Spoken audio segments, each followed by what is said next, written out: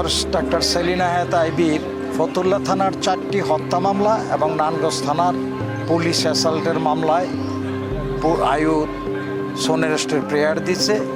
সেই সোনেরেস্টের আলোকে আমরা বিজ্ঞ আদালতে শুনানি করছি এবং শুনানি অন্তে আমরা যেই কথাটা বলেছি যে এই 5টি মোকদ্দমার তার এজাহারে তার নাম নাই, তার কোনো পাটপুলি নাই, তার বিরুদ্ধে কোনো অভিযোগ নাই এবং গ্রেপ্তারকৃত কোনো আসামি কনফেশনাল স্টেটমেন্ট করে নাই এবং 161ও আইবিন মেয়র আইবিন নাম বলে নাই।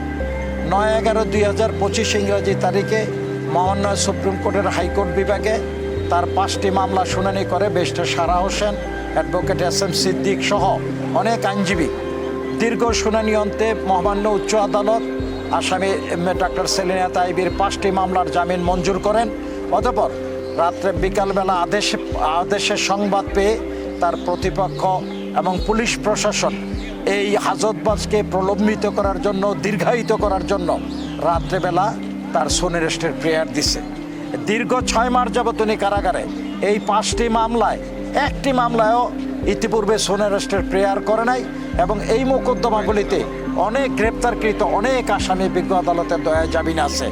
শুধুমাত্র হ্যারাস করার জন্য, তার জামিনকে প্রলম্বিত করার জন্য, দীর্ঘ হাজতবাসের জন্য মিথ্যাভাবে এই মোকদ্দমায় তাকে সোনেরেস্ট দেখানো হয়েছে।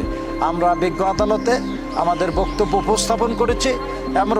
আমরা ভবিষ্যতে আইনানুগভাবে উচ্চ আদালতে যাব এবং উচ্চ আদালতে ন্যায় বিচার পাবো, এই হচ্ছে আমাদের বিশ্বাস।